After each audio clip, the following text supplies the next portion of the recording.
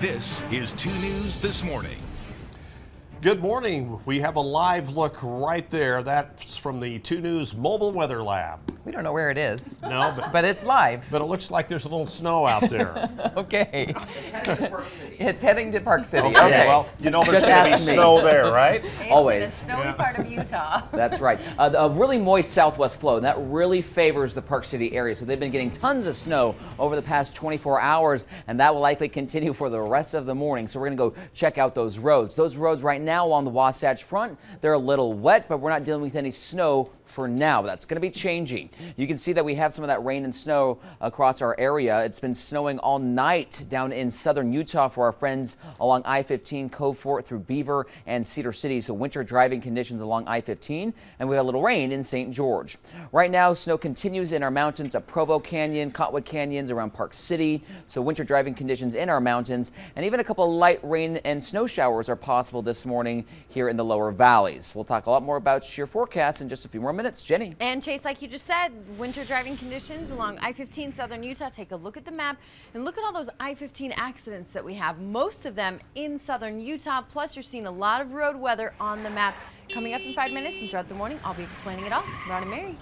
Jenny, thank you. Here are the things you need to know as you start the day. We had a breaking news overnight. A fire flared up at the Amazon warehouse in Salt Lake City. Crews have been battling the flames since early this morning. This is just west of the airport.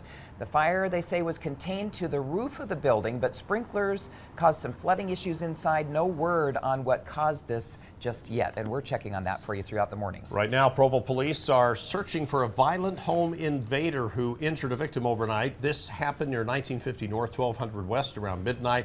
One of the people living in the home went after the suspect and got hurt. The victim is expected to be okay. The suspect ran off. We do have some breaking news we're tracking out of Paris for you this morning, where a fire broke out in a residential building overnight. A look at video coming into the live desk from the scene now. AP reports the death toll is now at 10 in this. The fire broke out on the second floor of the 8-story building as people slept. Firefighters suspect the blaze is the work of an arsonist. In about 12 hours from now, President Trump will deliver his second State of the Union address. And according to aides, the president plans to use the speech to make an appeal for bipartisanship in Congress. The president's also expected to call for a wall or a fence along the Mexican border. We'll be back in 60 seconds with the latest headlines and weather and traffic together.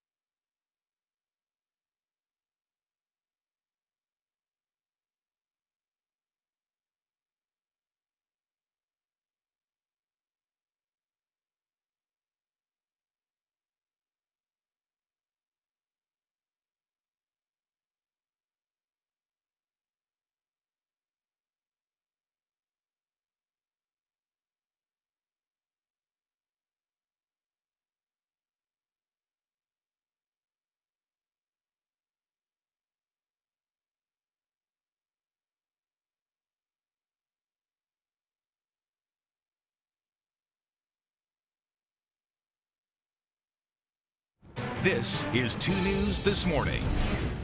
Well, good morning. Glad to have you along with us on this Tuesday. A live look from atop the Wells Fargo Center looking up Main Street here in downtown Salt Lake. We are tracking breaking news out of Salt Lake City, where firefighters responded to a warehouse fire near the airport. I'll tell you the latest information we have coming into the live desk on this. And welcome to 2 News This Morning on this Tuesday. Let's get right to weather and traffic together, starting with meteorologist Chase Thomason. Hey, good morning. We are tracking a winter storm that's going to be slowly impacting our state today, tonight, and tomorrow. We've already had several inches of snow overnight down in southwestern Utah. This is Cedar City. Right now it's not snowing, but we'll have these on and off snow showers for the rest of the day. But take a look at those roads. They are completely snow-packed and slushy. So it's going to be a little slick along I-15 through central and southern Utah this morning, where we've had that snow, especially from Cove Fort through Beaver down into Cedar City. Waves of snow have been moving in. St. George, it's going to stay rain for today, and of course heavy snow in our mountains of southern Utah. In northern Utah, this is just the very beginning of what's going to be active over the next 48 hours. We're seeing just a couple showers here along the I-15 corridor, a decent commute for now with ongoing snow, of course, in our mountains. So when it comes to your commute this morning, we'll have a couple rain and snow showers. Yellow caution, I think we'll just have wet roads out there. Temperatures will be in the upper 30s. For your evening commute, that's when that colder air mass finally starts to move in. We'll likely have a few snow showers, so possibly some slush on those roads with temperatures dropping into the mid to low 30s. We're going to walk you through this storm hour by hour coming up in less than 10 minutes, Jenny. All right, thank you, Chase. And let's take a look at those accidents. We're seeing most of our accidents in southern Utah, so that's where I want to go down to. And I have arrows pointing to which direction the accidents are going. They're not blocking your commute, which you can get around all of them. Southbound, northbound by Cedar City, and another northbound one by Beaver. Some of your speeds as well through or on I-15. Look at that, dropping to 13 miles per hour, 27 miles per hour. So it is going to be a pretty slow commute. Coming up in 10 minutes, I'm going to actually show you how long you will need on I-15 for your drive. But for now, I want to toss it over to Miss Morgan. Where are you and what are you seeing? Hey Jenny, we're in Park City. We actually just got here and the roads are definitely slushy. The snow has fallen and is settling on the ground nicely. It doesn't seem like it's snowing right now at least, but we were seeing it on the way up here. So anyone who drives through Kimball Junction, just a heads up if you're heading eastbound. Right now, as you can see, we're heading westbound and the snow's starting to kick up, but we're not having to use our windshield wipers quite yet. And just a heads up for those in Little Cottonwood Canyon, there is a closure in the back country until 8 o'clock this morning. Crews again working up there using those explosives to create controlled avalanches in that area, as you can see from this map. They're just making sure that there are no natural avalanches that occur if you are in that backcountry area. If you are, just make sure that you're prepared.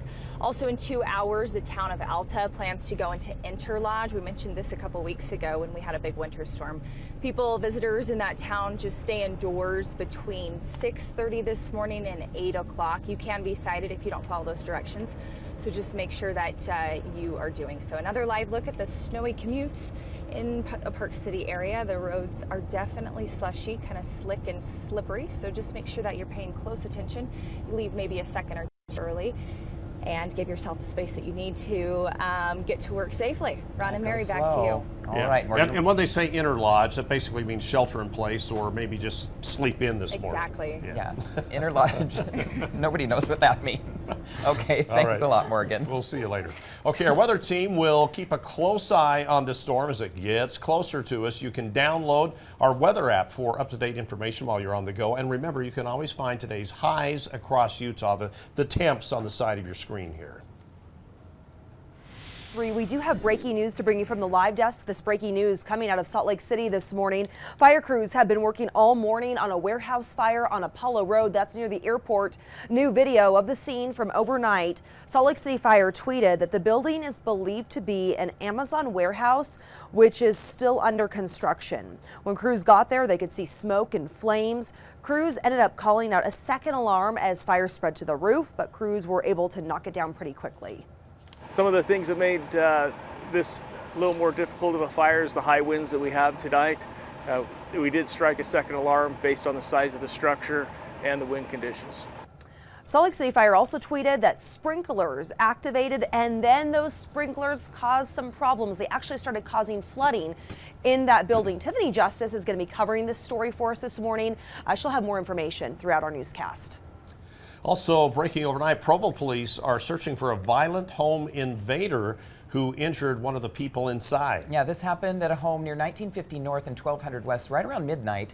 We're told the homeowner's adult son went to check out a noise when he ran into someone and started chasing him. Well, the two apparently got into a fight, which left the victim injured and the suspect ran off. Police believe that it was a random break-in. A Logan man convicted of raping a woman while she slept as a guest in his house has been sentenced to 5 years to life in prison. 34-year-old Jose Amalguer was charged with rape back in June of 2015 before a jury found him guilty last summer. Amalguer will receive credit for 417 days already served.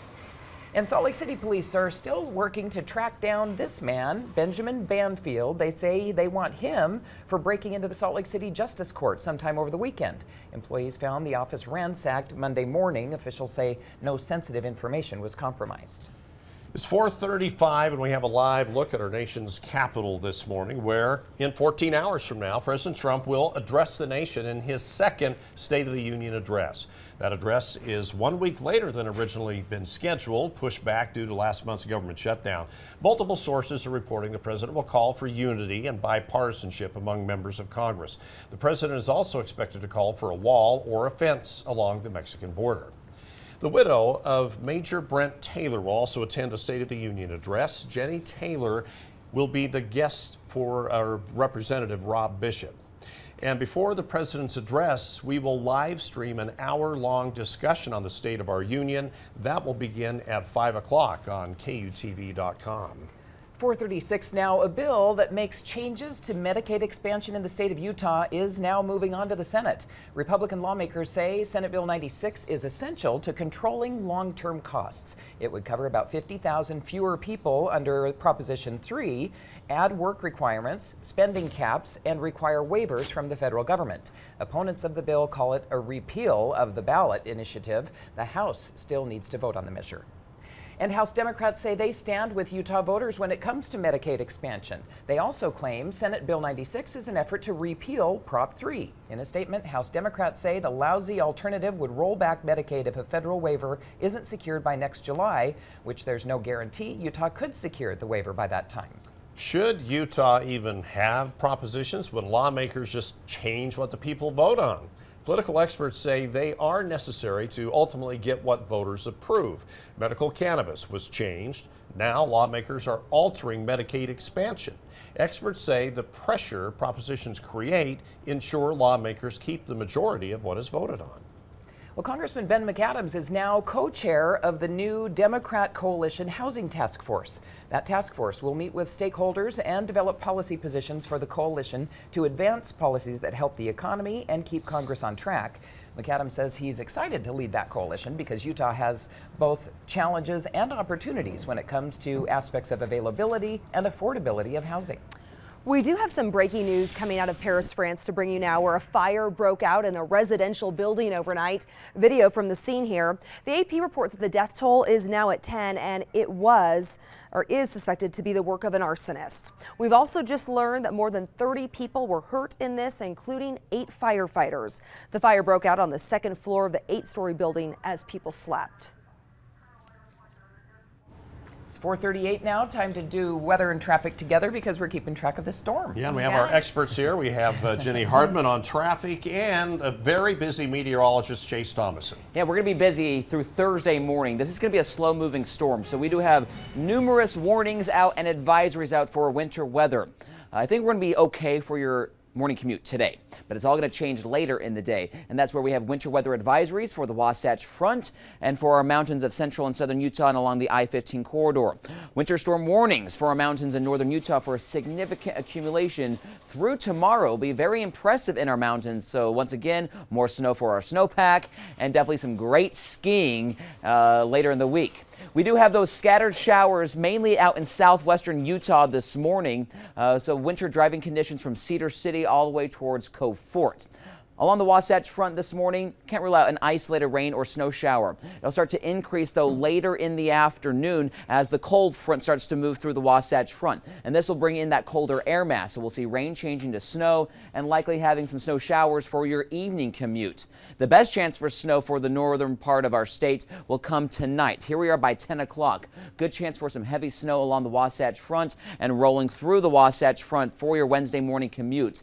That's where I'm pretty concerned about some slick and slushy conditions tomorrow, and it's going to be very cold tomorrow, and these scattered snow showers will likely continue throughout the day on Wednesday, and there's even a window to see some lake effect Wednesday night into Thursday morning southeast of the Great Salt Lake.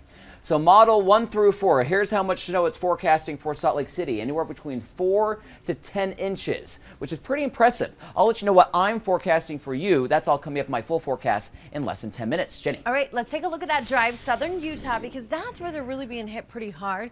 And then coming up in 10 minutes, we'll go back up to northern Utah. Checking in on your drive time, looking at what it's going to take you between Beaver to Cedar City right now, approaching that hour mark. It should only take you about 45 minutes. Plan for an extra 15 minutes right there. You'll also need an extra 15 minutes from Cedar City to St. George. So if you're doing that whole stretch, you'll need at least 30 extra minutes. I would say if you're in that area, just plan on extra time, especially on those side streets. Mary and Ron. All right, thanks a lot, Jenny. Hey, coming up, a huge explosion takes the life of a man right outside of a mall. We'll let you know where it happened and what investigators are saying this morning. And an Uber driver is expected to be sentenced today, and we're also breaking down the details of that plane crash into a home in Southern California. I'm going to have those two stories for you from the live desk.